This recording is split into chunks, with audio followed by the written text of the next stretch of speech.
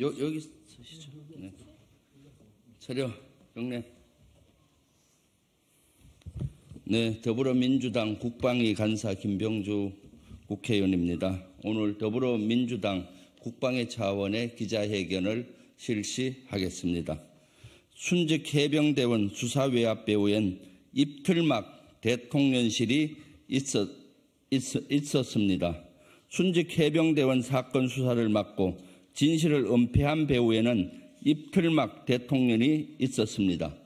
이는 명백한 국기문란 사건이며 군기관 훼손입니다. 이 사건 뒤에 숨어있는 대통령실을 규탄하며 정부, 여당의 국정조사와 특검을 강력히 촉구합니다. 시간이 지나갈수록 이 사건 수사에 개입하지 않았다던 대통령실의 주장이 거짓으로 드러나고 있습니다. 대통령실은 해병대 수사단으로부터 해병대원 순직 사건의 사건 자료를 미리 입수하고 수사단 측에 이 사실을 말하지 말라고 각별히 주의까지 시켰다는 언론 보도가 나왔습니다. 이 사건 수사 외압 의혹의 핵심 인물 중 한 명인 임기훈 당시 국가안보실 국방비서관이 지난해 7월 31일 김교한 해병대 사령관과 2차례 통화한 사실도 새롭게 밝혀졌습니다. 이에 앞서 임종덕 당시 국가안보실 2차장과 해병대 사령관도 이 사건 수사 결과가 경찰로 이첩됐다가 다시 검찰로 회수된 지난 8월 2일 2차례 통화를 했습니다. 이처럼 대통령실이 이 사건 수사에 개입한 증거와 정황이 차고 넘치는데도 대통령실은 손으로 하늘을 가리려고 합니다. 한술 더 떠 국회에 나와 이런 사실을 숨기고 거짓 증언한 신범철 차관은 22대 총선에서 공천을 받았고 임기훈 전 비서관은 중장으로 진급을 했습니다.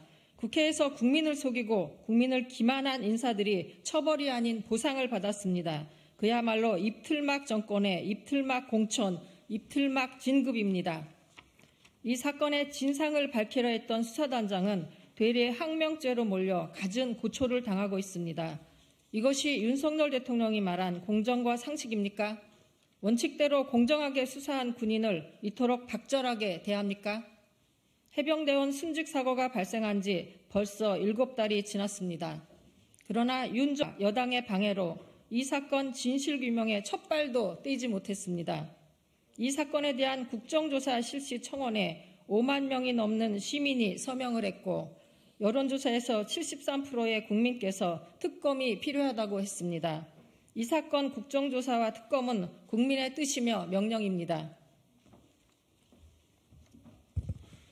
진실은 가릴 수도 가리지도 않습니다.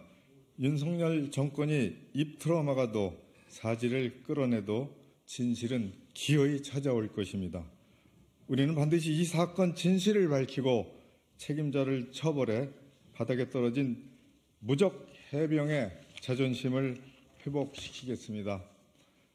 무너진 군 기강을 바로잡고 대한민국의 안보를 바로 세우겠습니다.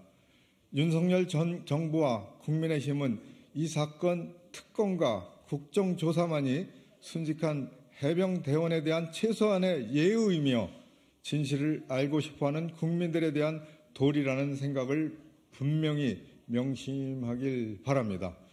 2024년 2월 20일 더불어민주당 국방위원회 김병주, 기동민, 설훈, 송갑석, 송욱주, 안규백, 윤우덕, 이재명, 정성호 의원 1동